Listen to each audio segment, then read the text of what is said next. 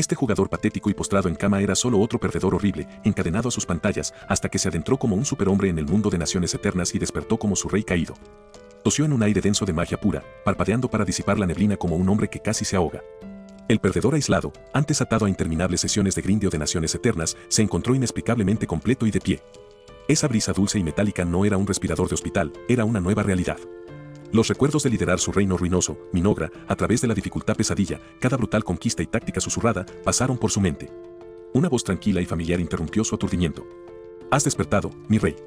Se giró con la mirada perdida. Ante él se alzaba una figura tallada en la medianoche, con el cabello flotando como sombras, Atou de la gratitud, el caído del barro. La misma entidad que había invocado en el juego, su leal comandante, ahora con vida ante él.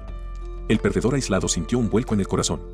No era una alucinación, Atou se arrodilló, con una voz que resonaba con una devoción impía. «Sí, mi rey. Superaste la dificultad pesadilla sin precedentes, eres el legendario Iratakuto». Las palabras lo golpearon como un martillo. Cada victoria que habían compartido, cada retirada desesperada, cada confidencia susurrada, Atou lo recordaba todo. Este ser era más que un código, era la memoria encarnada, su mano derecha y su segundo cerebro, una inteligencia asquerosamente eficiente que le había profesado un afecto genuino. Tropezando, encontró su propia voz. ¿Es esto, el cielo? ¿O algún mundo de juego retorcido? Atou negó con la cabeza, con los ojos brillantes. Ninguno. Este reino se parece más a las naciones eternas. Su voz temblaba de emoción. Comencemos de nuevo. Construye nuestro reino una vez más. Guíanos, mi rey. El desesperado yermo del espacio tartamudeó, pero el fervor en el tono de Atou despertó algo en él. La emoción de la estrategia, la fiebre de la conquista, resurgieron. Como recién llegado a este reino, reclamaría su título. Ya no sería el patético jugador, sino un rey renacido. Se encontraba en la cima de una colina musgosa, con Atou a su lado, el gran mar del árbol extendiéndose en horizontes sombríos. Retirémonos, mi rey. Convirtámonos en reclusos. La orden fue escalofriantemente tranquila. Así prosperaba Minogra, oculta, letal, invisible. Producción de emergencia, yeso. Una risa gutural brotó de su boca, qué asco. Pero era necesario. El parloteo de su propia mente se burló de él, el caído de barro, trayendo ruina. Lo abrazó. Con un golpe de maná, compartió su visión con Atou, 100 manás de sobra, 20 para establecer su base. El resto colgaba como un frágil salvavidas. Aún no había invocaciones de combate, nada de fuerza bruta. Solo astucia. Miró el mapa con el ceño fruncido, cada píxel era una amenaza potencial. La voz de Atou lo hizo retroceder. Exploremos con Bicho Patalarga-kun. Nuestro glorioso subordinado. Sin dudarlo, asintió. Incluso en esta retorcida realidad, sus tácticas en el juego seguían siendo impecables. Pero la duda lo carcomía. Un bastardo feo jugando al rey, ¿qué podía salir mal? Atou emergió del dosel del bosque con un informe, bosques espesos a kilómetros de distancia, sin fauna que se moviera. Perfecto para emboscadas, perfecto para secretos. Sin embargo, el silencio absoluto era desconcertante. En Naciones Eternas, los bosques rebosaban de bestias para criar recursos, aquí, nada se movía. Murmuró, hay asentamientos de elfos oscuros cerca. Alineamiento neutral, ligeramente maligno, preferible a la hostilidad abierta. El asentimiento de Atou fue silencioso, respetuoso. Pero el rey dudó. Limitar con otra nación a estas alturas es una sentencia de muerte. Se mordió el labio, la guerra era el último recurso para los bárbaros. La evitaría, al menos hasta que su reino se mantuviera firme. Entonces llegó el eco lejano, gritos angustiados que rompían el silencio. 2 gritos que le provocaron escalofríos. ¡Ah! Él y Atou intercambiaron una mirada, sus corazones latían como tambores de guerra. Este no era un encuentro preconcebido, era la realidad. Era hora de actuar. Los encontraron, elfos oscuros harapientos, con los ojos atormentados y hundidos por el hambre. Supervivientes del clan Masaran, exiliados de las tierras centrales de Hidragia, conducidos al bosque maldito del gran mar de los árboles. El aire vibraba de tristeza. La voz de Atou tembló al relatar su historia, cazando comida, perseguidos por cazadores desconocidos, el hambre royendo los huesos. El corazón del rey se encogió, una respuesta ajena a su naturaleza calculadora. Se arrodilló, invocando un modesto alijo de manzanas y peras con un destello de maná. La fruta cobró vida, suculenta, dulce, vivificante. Los ojos de los elfos oscuros se abrieron de par en par, incrédulos. Ofreció la recompensa con silenciosa reverencia. Tómala.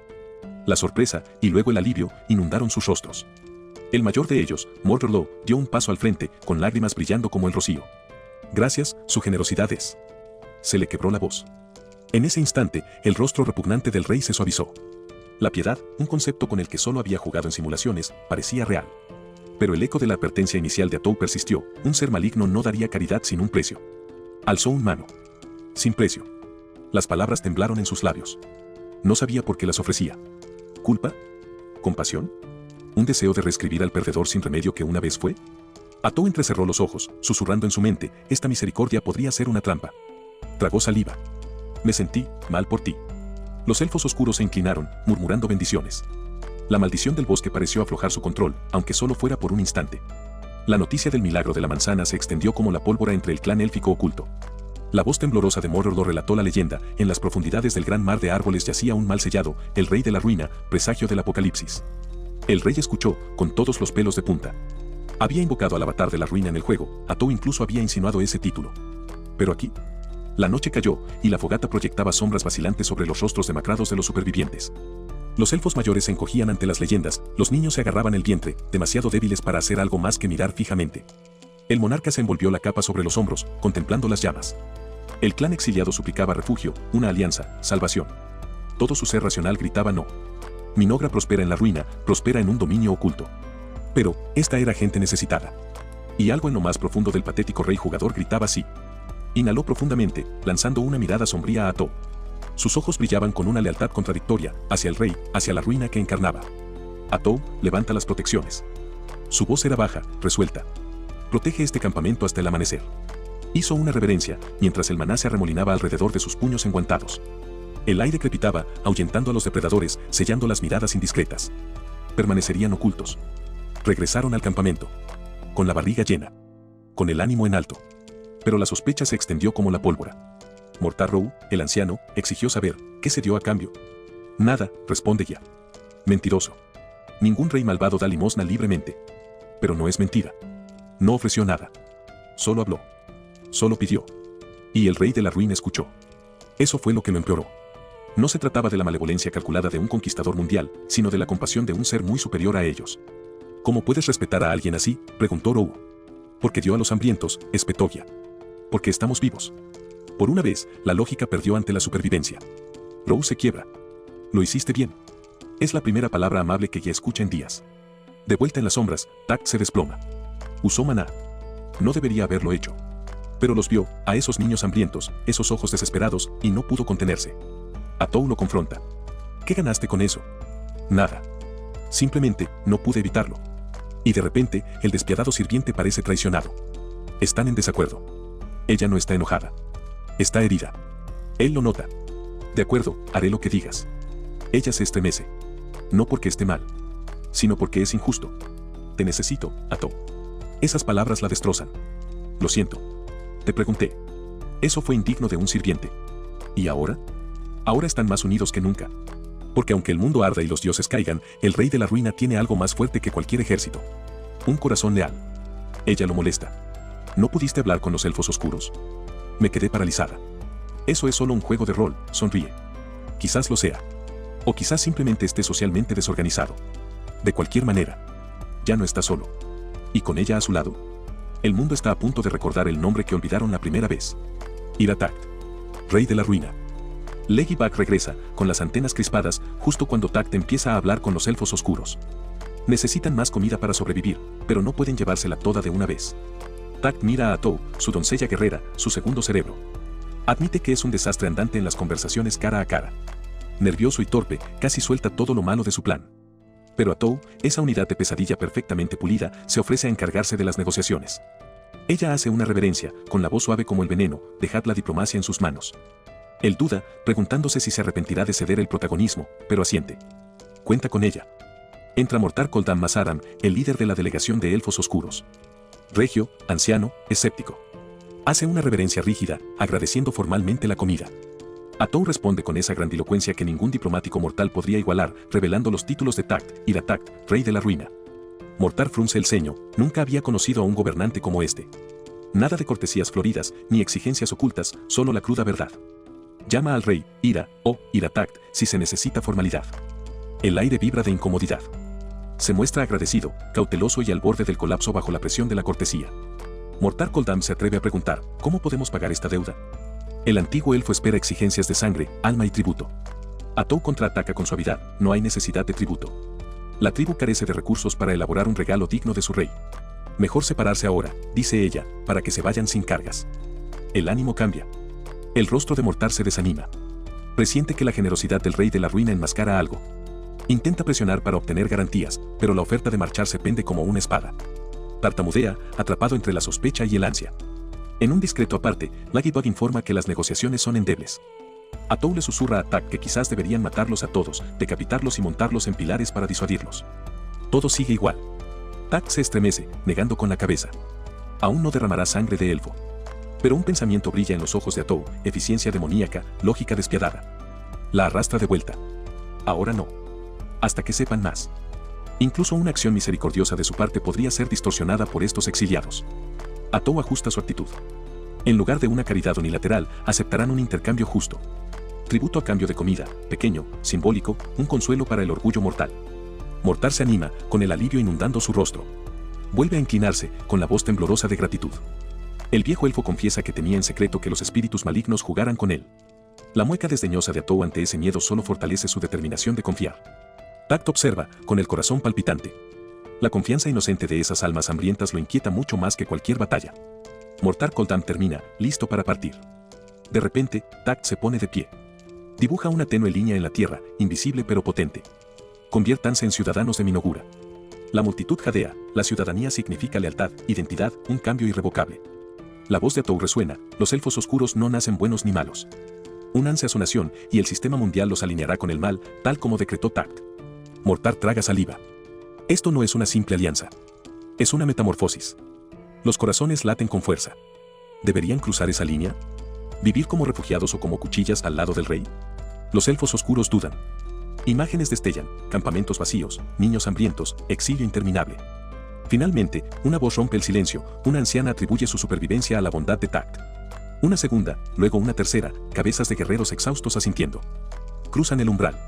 Un canto silencioso se eleva, servimos al rey de la ruina. En ese instante, algo se agita en el aire, una energía baja y palpitante de alineamiento moral reconectado. Los rostros cambian. La vieja sospecha se funde en una lealtad feroz. La tribu de exiliados se ha transformado en ciudadanos de la destrucción. Momentos después, sus ojos se nublan. La empatía por sus propios hijos reemplazada por una sed de poder. Susurros de arrepentimiento, dolor y rabia rebotan en sus mentes. Pero Atou lo silencia, esta es la alegría de la protección. Una sonrisa desquiciada de Mororo. El hambre en los ojos de Gia se enfría en una ambición calculada. No más víctimas. Ahora, serán cazadores. Tak observa a sus nuevos súbditos, sentimientos de culpa y orgullo luchan en su interior. Es el rey de la ruina, pero solo es un antiguo perdedor que usó su último maná para alimentar a extraños. Los días pasan. La vida en el gran mar del árbol toma forma. Muros de corteza y huesos se alzan. Tak estudia un mapa deteriorado entregado por Mororo, dos naciones enormes, Quoria al oeste, un reino humano de pura adoración a la luz, y una tierra élfica de la gracia de la naturaleza. Ambas están comprometidas con el bien absoluto. En general, son enemigas mortales de Minogura. ¿Espiar a dos superpotencias? La dificultad es absurda, como establecer la dificultad pesadilla en un reino que ya está en pesadilla. Pero hay un giro inesperado. La población principal de Minogura, humanoides estúpidos, se reproduce rápidamente, pero carece de destreza para la investigación. Entran los elfos oscuros, astutos, mágicos y de rápido aprendizaje. Su llegada podría subsanar la mayor debilidad de la nación, la producción intelectual. Tak frunce los labios. Quoria y el reino élfico podrían estar ciegos a su próximo movimiento. Unos pasos crujen entre las hojas. Gia, antaño señor de la guerra cazador, avanza a grandes zancadas, flanqueado por Emul, su lugarteniente. Emul hace una reverencia rígida, un erudito en tierras extranjeras y mitos. Gia sonríe, con los dientes afilados como cuchillas. Informa sobre la exploración, cartografiaron el terreno, las posiciones enemigas, los nodos de recursos. Emul añade susurros de antiguas leyendas, indicios de ruinas ocultas, anomalías mágicas. Tak se inclina hacia adelante, esta información es invaluable. Inmediatamente, anuncia los roles, Mororo se encargará de la administración y la investigación mágica, Gia para comandar guerreros, Emul para guiar los asuntos exteriores. Un solo asentimiento los compromete con el deber. Los nuevos ministros rebosan de energía. Gia ruge su juramento, aniquilará a todos los enemigos, empalará cabezas en picas, hará que el mundo tiemble ante el poder de Minogura. Incluso los árboles se estremecen. Pero entonces Tak levanta una mano. Su voz es tranquila, imposiblemente tranquila, el rey desea la paz. La guerra es una herramienta horrible, que debe usarse con moderación. Gia se queda paralizado, creía que esta era una nación de matanzas sin fin. Atou mira a Tak con las cejas arqueadas. ¿El rey de la ruina, pacifista? La contradicción estremece al consejo. Pero la voluntad de Tak los une, primero, fortalecerse, luego conquistar. Tak insta a descansar, pero sus ministros son adictos al trabajo. La sala del consejo estalla en caos mientras todos claman por reunir recursos. Ordena el desarrollo de la tierra mientras se preserva el bosque, nada de talas indiscriminadas. Mortar Row sugiere casas en los árboles tejidas en troncos vivos. Emun demuestra técnicas mágicas de refuerzo para estimular el crecimiento de árboles alrededor de las estructuras. El bosque vibra de aceptación, su magia ancestral se doblega a la orden de Ida Tact. En minutos, andamios de madera se elevan en espiral hacia el cielo. Troncos carcomidos se convierten en robustos pilares. La corteza rica en savia se transforma en murallas fortificadas. La primera ciudad verdadera de Minogura echa raíces sin matar un solo árbol. Morro explica la resiembra, el arte de sembrar nuevos retoños donde cayeron árboles viejos. Las innovaciones de Tact aceleran el crecimiento siglos con un golpe de maná. El consejo se maravilla. La idea de que cada recurso cosechado pueda reponerse arroja una nueva luz sobre la guerra, no se destruye, se cosecha responsablemente. Visitar Kuoria o el reino de los elfos solo escucharía historias de ejércitos que asolan tierras. Aquí, en Minogura, incluso la guerra puede ser sostenible. Entonces alguien pregunta sobre magia avanzada, 6 principios elementales, hechizos militares, magia de fortaleza. Mortar sonríe tímidamente, solo conocen 4 elementos. Su ciencia mágica va a la saga de las naciones de origen. Pero Tact solo sonríe más ampliamente, una pizarra en blanco para experimentar. Promete avances que dejarán a otros reinos luchando por alcanzarlos. Los ojos del consejo arden de anticipación. Se hace el silencio. Emun arranca una uva morada de una parra que crece en la plaza de la ciudad. La muerde, con los ojos abiertos. El rey también hizo esto, susurra. Murmullos recorren la multitud. Las uvas y manzanas de su primer encuentro no fueron casuales, fueron creadas mediante producción de emergencia, una técnica prohibida que puede conjurar cualquier objeto con un coste de maná enorme. Tact explica que podría crear pólvora, metales, incluso petróleo crudo si se atreviera. El poder puro zumba en el aire, una promesa de armas y maravillas. Atou ladea la cabeza, medio divertida, medio preocupada, este poder es excesivo. Sin embargo, sabe que es la piedra angular de su futuro. Un nuevo temor asalta a Tact, el poder de conjurar cualquier cosa implica un punto ciego. Si puede fabricar armas, ¿por qué detenerse ahí? ¿Nigromancia? ¿Magia del tiempo? Se tranquiliza, tiene el control. Pero el peso de ese poder oprime su alma. Ya no es el mismo cascarón frágil que despertó aquí hace días. Es un dios entre retoños. Los ciudadanos lo miran con asombro y terror. Y ahora no puede ocultar su rostro de sus miradas anhelantes. Atou percibe su conflicto. Él se acerca, en voz baja, «Está bien, mi rey». Sus ojos oscuros son espejos de su alma, orgullo y duda, angustia y ambición. Él asiente, con la determinación endureciéndose. Un reino no se construye solo con misericordia. Necesita visión, crueldad, un toque de ruina. Levanta la mano, sintiendo la oleada de maná, no más migajas del cielo, él forjará el futuro con su propia sangre y sudor. Y si el mundo se desmorona bajo su dominio, que así sea. El viento susurra entre los retoños recién plantados. El sonido resuena con la promesa de una nación sin igual. En la penumbra del crepúsculo, Atou está junto a Tact, el horrible bastardo que supermaná su camino a la supremacía. El desesperanzado yermo del espacio ha encontrado un propósito. El rey de la ruina vela por una ciudad nacida de la misericordia, la magia y la locura. Y en algún lugar a lo lejos, los tambores de guerra comienzan a sonar suavemente. El llamado reino sagrado de Qualia decidió exhibir su arma definitiva, una chica. Pero no cualquier chica. Una santa ardiente con ojos llenos de juicio divino y llamas más ardientes que el historial de búsqueda de cualquier simp. Un pobre desgraciado intentó ponerla a prueba, diciendo que no parecía gran cosa. Sí. Craso error. Segundos después, el campo de batalla se convirtió en una auténtica barbacoa. Sus enemigos fueron incinerados como palitos de carne grasientos, sus pecados asados en llamas sagradas por la leyenda conocida como Suarina, la santa de la cremación. Un crimen de guerra viviente con el delicado encanto de una bomba nuclear en un vestido de novia.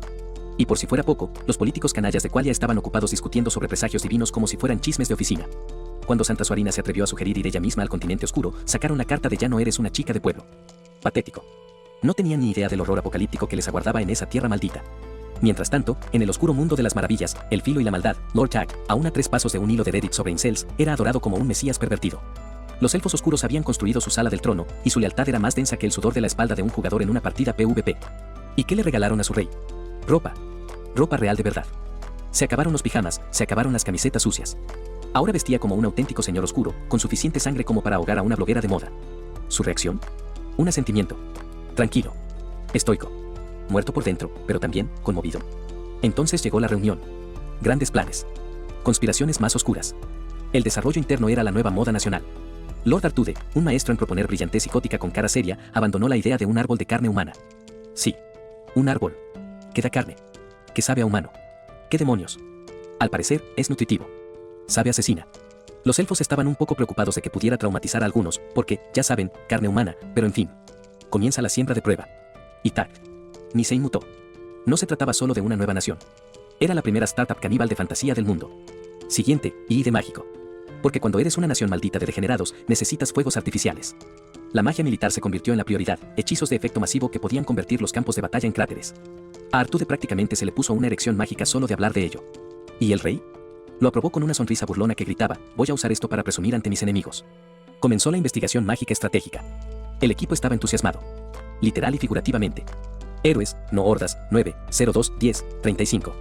Cuando llegaron las conversaciones militares, Artude lanzó una bola curva táctica: evitar la construcción de ejércitos. Demasiado caro. Demasiado obvio. En lugar de eso, crear un héroe.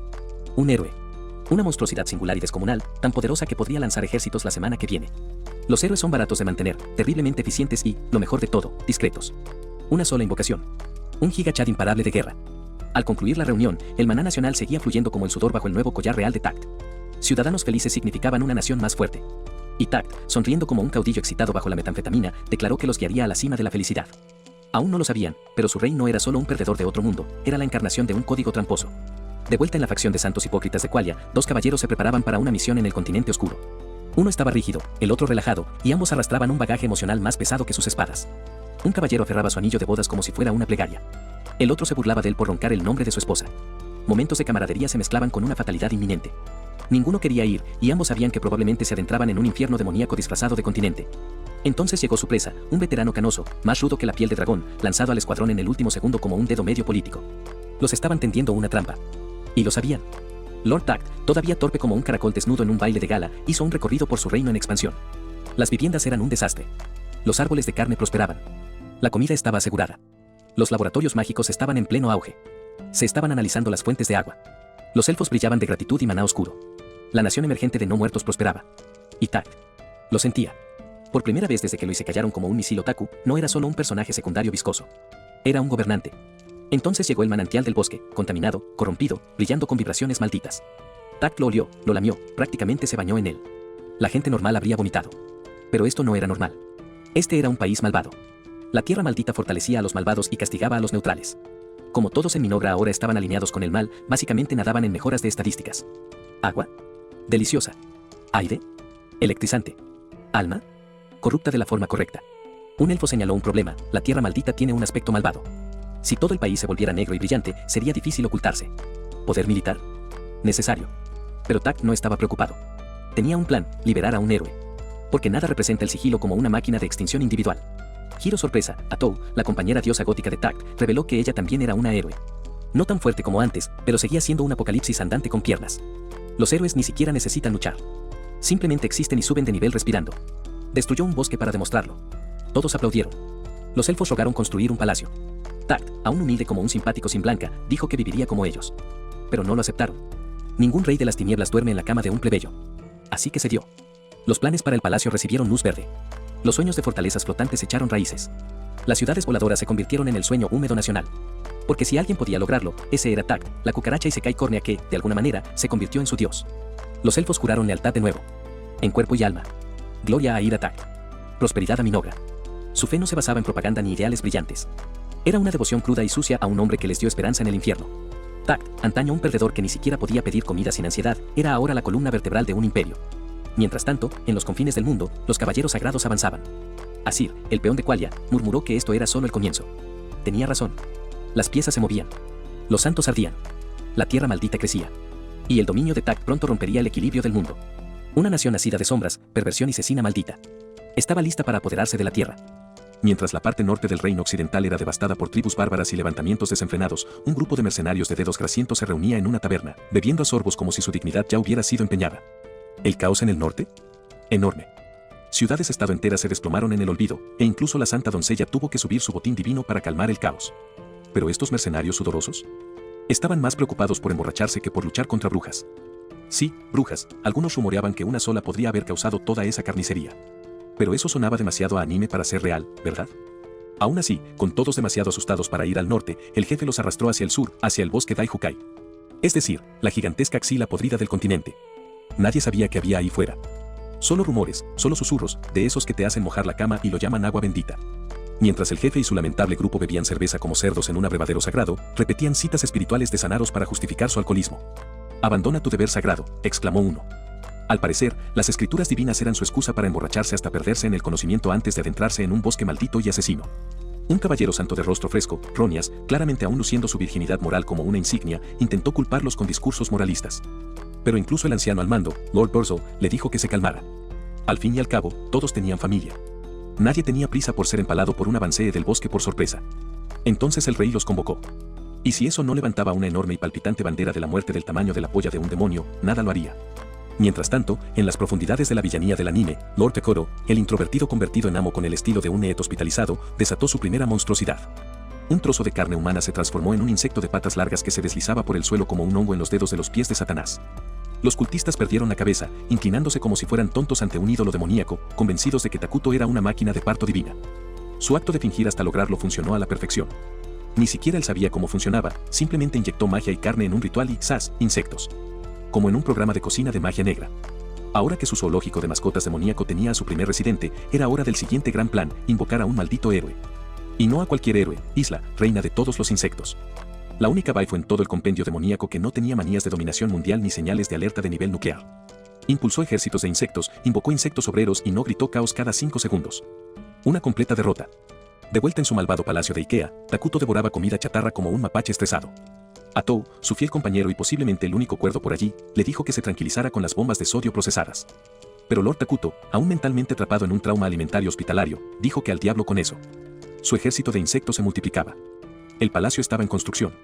Los elfos oscuros transportaban ladrillos como PNJ malditos de Minecraft. Y ahora Takuto quería un consejo de guerra con Mortar y su pandilla para hablar de estrategia, porque sus espeluznantes exploradores insectos por fin habían descubierto a los humanos cercanos. Un pueblo. No Qualia, gracias al diablo.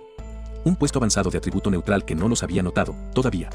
Pero si alguien lo hacía, serían ellos. ¿Y si eran de una nación de todos los atributos? Significaría una guerra instantánea, y este patético rincón de paz se convertiría en una masacre. Takuto, con el clásico estilo de un señor supremo imbécil, abrió la boca y dijo lo único que jamás se debe decir en un anime: todo irá bien. Segundos después, boom, bandera izada. Tal como Atou predijo, un grupo de caballeros sagrados completamente armados y cabezas huecas entró en el bosque Daihukai como si estuvieran cazando Pokémon. Se suponía que el bosque maldito repelería la vida, pero estos payasos entraron directamente, blandiendo armas y con el ego desbordado. Si la sutileza fuera una virtud, todos serían fusilados al instante. Tenían que ser rechazados discretamente. Pero si no, entonces la cosa se pondría picante. La primera en enfrentarse al desfile sagrado fue una chica, no, una elfa oscura con una energía de he visto mucha M*erga. Tranquila, serena y, claramente, demasiado lista para ser vista ni muerta cerca de estos fanáticos cegados por la fe. Ella les advirtió. Les dijo que estaban perturbando la paz. Pero los caballeros sagrados, con Ronias y Bercel al mando, olieron algo sospechoso y comenzaron a interrogarla como si les hubiera robado su reliquia sagrada. Entonces, el caballeroso Imbo Ronias soltó la verdad descarada: estaban allí por una profecía divina. Sí, no solo una corazonada. Una profecía completa del tipo: los dioses dijeron que hay cosas malas en tu bosque. Y eso era una herejía. ¿Filtrar secretos de estado a una elfa cualquiera? Ronias simplemente violó todo el código de los caballeros con una sola frase. Incluso Bercel parecía a punto de quitarse el mal sabor de boca de una bofetada. Pero en un giro inesperado, Bercel les dijo a todos que se retiraran. La elfa había jurado paz. El bosque no representaba ninguna amenaza, al menos ninguna que fuera su negocio. Regresaron. Y en una carrera de velocidad de traición de anime perfecta, Ronias al instante realizó un movimiento de poder. Como una rata grasienta saliendo del baño de un sacerdote, Ronias declaró a Bercel incapaz de comandar. El bastardo intentó mostrar su autoridad, lanzando palabras como abandono del deber y burlarse de los dioses como si no hubiera roto la mitad de la ley divina. Despojó a Bercel de su rango, se autoproclamó comandante y ordenó la marcha directa al Daihukai. ¿El resto de la tripulación? Tontos como ladrillos. Lo siguieron sin rechistar. Incluso Balco traicionó a su jefe con la lealtad de una cucaracha en celo. Bercel, obligado a retirarse, solo pudo observar cómo Ronias asaltaba la tierra sagrada, todo porque no pudo guardarse su profecía. Una última súplica provino de la elfa, les rogó que no continuaran. Pero estos caballeros sagrados, llenos de ego, no la escuchaban. En el momento en que Ronias alzó su arma para amenazarla, la realidad se rompió como un himen roto.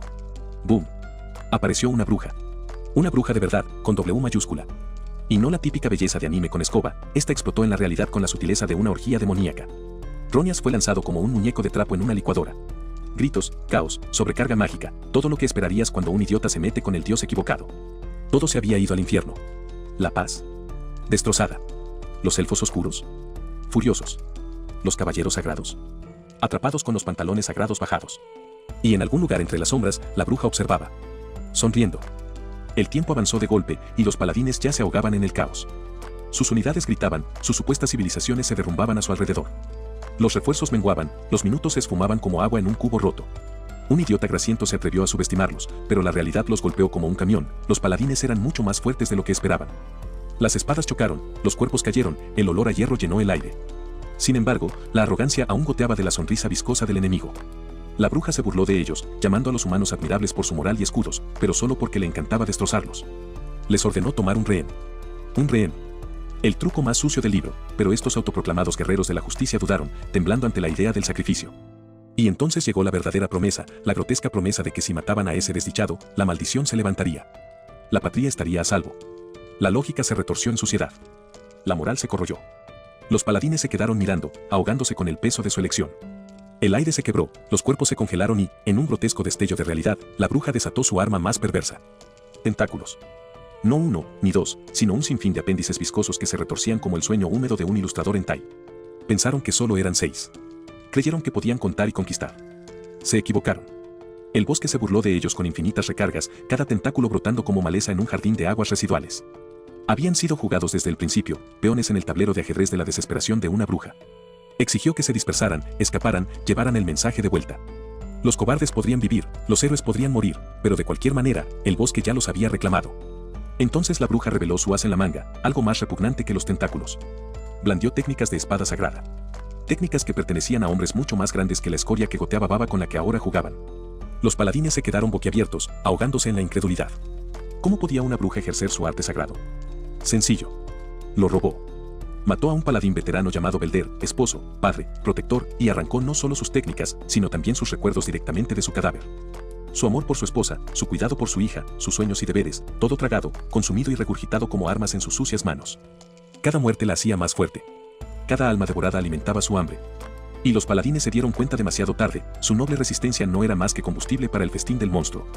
Lonius, el paladín aferrado a los últimos jirones de honor, se negó a ceder.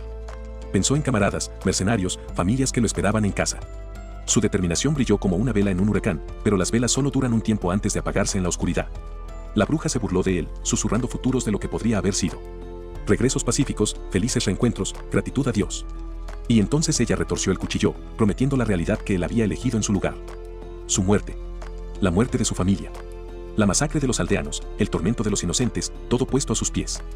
Ella juró matar sin razón, sembrar la miseria solo porque podía. Su amado le había enseñado, matarlos a todos. Sin excepciones. Era desesperación envuelta en éxtasis, una filosofía empapada en sangre. Lonius cayó, no solo como un hombre, sino como un símbolo de justicia ahogado en inmundicia. Su despedida fue escupida por la risa venenosa de la bruja, prometiendo que desde el asiento del cielo, vería morir a sus seres queridos. Lentamente. Completamente. Las secuelas apestaban a cadáveres. Atou, la mano derecha de la bruja, informó que la matanza era completa.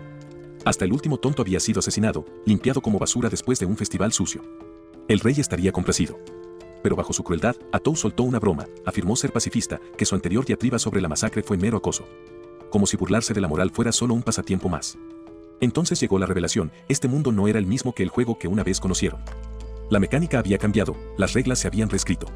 Los poderes de Atou se habían mejorado, ya no solo robaban habilidades, sino que también absorbían recuerdos por completo. Su ventaja crecía con cada cadáver. Y Qualia, el reino una vez temido, ahora se tambaleaba con problemas en el norte. Su nombre resonaba como una maldición, Eraquino, la bruja de Susuri. Un monstruo que asolaba las ciudades del norte, un apocalipsis andante con forma femenina. Nadie entendía su naturaleza, solo la devastación que dejaba atrás. Los comandantes especulaban, ¿sería otra como ellos, arrastrada a este mundo retorcido? Poder de clase heroica envuelto en caos. Un problema demasiado peligroso para ignorarlo. Debatieron sobre el contacto, pero concluyeron que el mal nunca se une con el mal. Los monstruos no hacen amigos, hacen cadáveres. En cambio, dirigieron su mirada hacia alianzas con naciones neutrales, un giro pragmático en su marcha hacia la dominación. Surgieron planes para un nuevo héroe, alguien que contrarrestara a la bruja, alguien nacido de la magia y la guerra.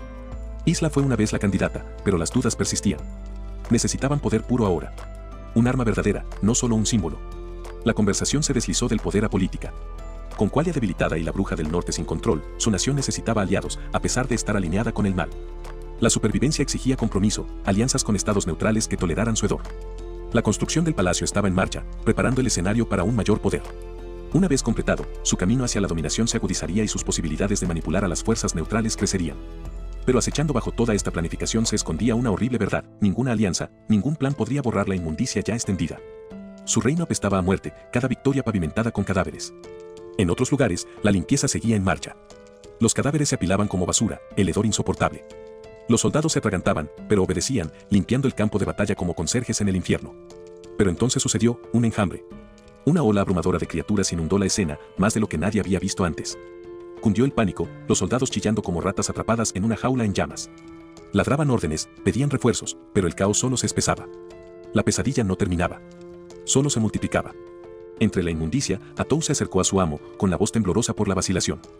Confesó su culpa, tal vez había ido demasiado lejos contra los paladines, su crueldad desbordaba incluso para esta miserable campaña. Pero su amo lo ignoró, sonriendo con esa sonrisa grasienta de manipulación. La tranquilizó, nada de lo que hiciera lo enojaría. Ella era su espada, su escudo, su arma. Confiaba en ella, la necesitaba a su lado. Y Atou, como una polilla a la llama, se comprometió aún más. Lo daría todo, su lealtad, toda su existencia, ahogándose en devoción por un hombre que la blandía como una espada. Imploró sus órdenes, desesperada por ser utilizada, desesperada por servir. El escenario se cerró con su promesa, un juramento empapado de lealtad, lujuria y el hedor embriagador de la obediencia absoluta. El palacio se alzaba como un monumento a la arrogancia y la ambición, férreo y absurdamente orgulloso, por fin, terminado. Todos se quedaban boquiabiertos, aplaudían y se lustraban los zapatos mientras los problemas se apilaban tras los tapices como fruta podrida. Era fácil admirar el brillo y decir que era el principio.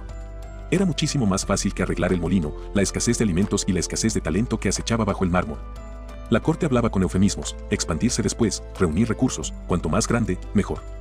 El rey tarareaba, complacido con la idea de un edificio lo suficientemente alto como para rascar el cielo y lo suficientemente profundo como para morder la tierra.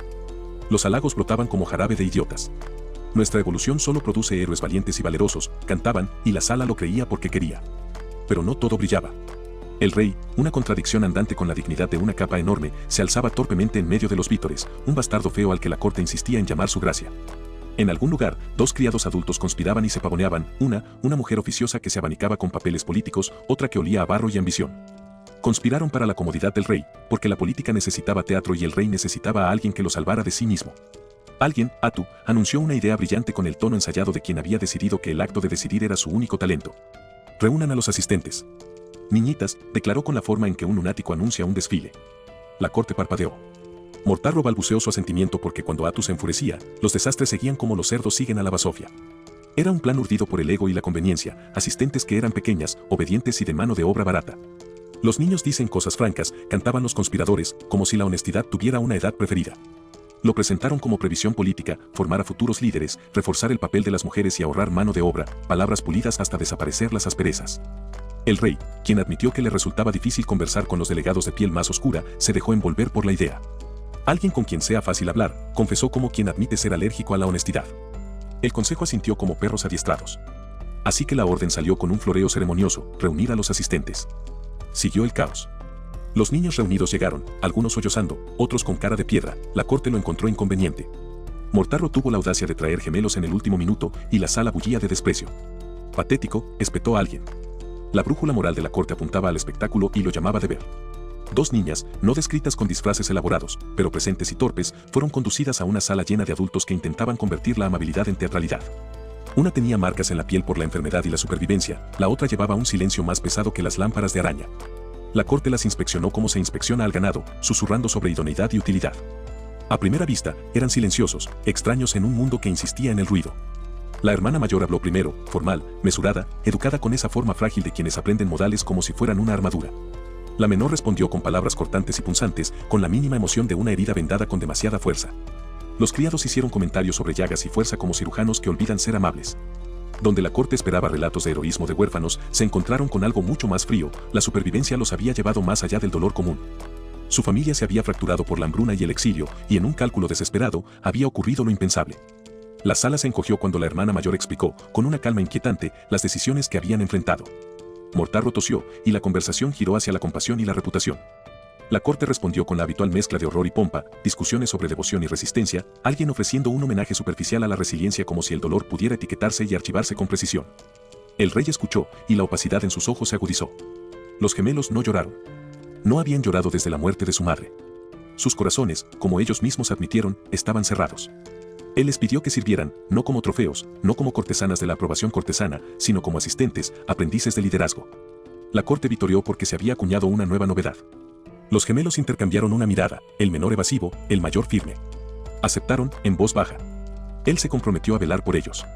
Eso fue todo, una promesa y una orden impartidas en un mismo aliento. Los criados se quejaron y farfullaron sobre las apariencias y el decoro. La reina del deber asintió con la cabeza. La corte consideró la decisión acertada. Los gemelos hicieron una reverencia. En algún lugar del fondo, alguien murmuró que el rey le estaba hablando correctamente a un niño, como si la etiqueta y el tono pudieran sustituir la verdadera comprensión. El palacio cambió de marcha y se sumergió de lleno en la burocracia mundana con la energía frenética de los hombres que temen hacer algo significativo. Construcción se leyeron los informes. Los constructores reclamaron mano de obra sobrante ahora que el palacio estaba terminado. Se propuso una clínica, práctica, barata y necesaria. El rey asintió como si una clínica fuera una espada. A continuación, llegaron los informes de recursos, preocupados por el maná y la mano de obra. La producción basada en maná, dijeron, era conveniente pero cara, una deuda escrita en energía y futuros dolores de cabeza. La investigación atrajo la atención de la corte. La magia militar se había completado en teoría, solo una persona podía ejercerla actualmente. Entrenaremos a otros con el tiempo, se prometieron como quienes prometen limpiar una casa corrupta desde dentro. Hablaron de especialización como si solo eso los protegiera del desastre. El comandante informó sobre nuevas tropas, 5 bichos de patas largas asignados a la exploración, una fuerza irrisoria para cualquier cosa menos para la exploración. El consejo debatió sobre sigilo y patrullas mientras la imaginación susurraba sobre cosas más grandiosas. ¿Qué héroe producir a continuación? Isla, reina de todos los insectos, iba a ser convocada. La sala escupió preocupaciones sobre el maná, los lugares rituales y la asignación de recursos como un coro de contables. El rey accedió a priorizar el maná requerido, porque los rituales lo requerían y la ambición lo exigía. La reunión se envolvió como una venda, apretada, eficiente y ligeramente infectada por ignorar la podredumbre subyacente. Una colisión, accidental, insignificante, humana. Alguien chocó con alguien, la ropa se rasgó, una disculpa revoloteó como una polilla. La sala rió y regañó simultáneamente. Los gemelos observaron en silencio, con la mirada recorriendo la humanidad desordenada de los adultos que jugaban a la virtud y tropezaban con la torpeza. El más joven culpó al rey con cruda crueldad, llamándolo malo, perverso, como si nombrarlo así lo obligara a confesar. Preguntaron por qué un hombre tan grande se negaba a matar al malo, y la sala quedó en silencio. La respuesta del rey no llegó como una doctrina, sino como una moralidad torcida hecha a medida para sus propias contradicciones. La gente buena, dijo, está sujeta a reglas, no herir, no robar, no matar. La gente mala, ahí es donde las cosas se aflojan. Las personas malas pueden hacer lo que quieran, crueles o bondadosas, porque responden a un código que ellos mismos han creado, no a los demás. Ser malo, en su formulación, equivale a libertad egoísta. Ese evangelio retorcido aturdió a la sala, pero también le encajaba, admitió haber fallado a propósito, hacerse el tonto mientras aprendía a ser libre. Confesó, en voz baja y sin vergüenza, a veces fallaba porque quería poner a prueba al destino. A veces se hacía a un lado porque el mundo ya había repartido crueldad. Sus palabras aterrizaron como dagas envueltas en terciopelo. No eran tanto un manifiesto por la violencia como la confesión de un hombre que había aprendido a moverse por el mundo sin que el juicio lo molestara. A los gemelos, niños que esperaban el castigo como absolución, les dijo algo peligroso y misericordioso a la vez: se les perdona vivir, estar orgullosos, llevar adelante el amor de su madre. Las palabras desahogaron algo en ellos. Las lágrimas, contenidas durante mucho tiempo, amenazaron con resbalar y luego se deslizaron.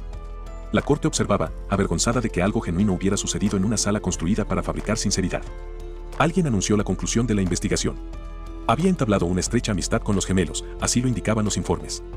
Los sirvientes barajaban papeles y evitaban mencionar que la sinceridad no se puede archivar. Los gemelos aceptaron el papel de asistentes. En privado, el rey y su círculo íntimo susurraban sobre las complicaciones, sus corazones eran reservados, sus traumas profundos, y la corte solo podía adivinar el largo trabajo que les esperaba.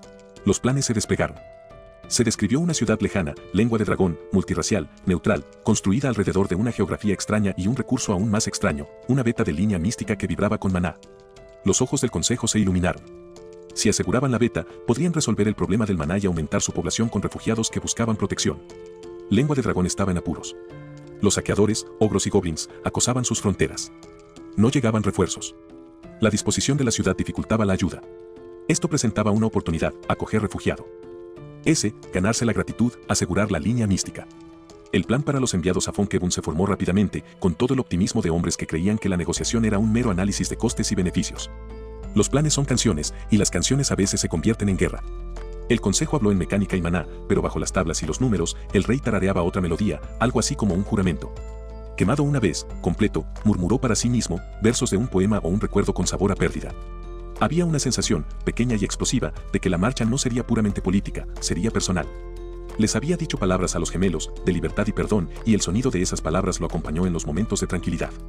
No explotaría salvajemente su inocencia para el espectáculo. Intentaría, imperfecta y obstinadamente, ser el pastor de un par de niños que habían aprendido a sobrevivir cerrando sus corazones.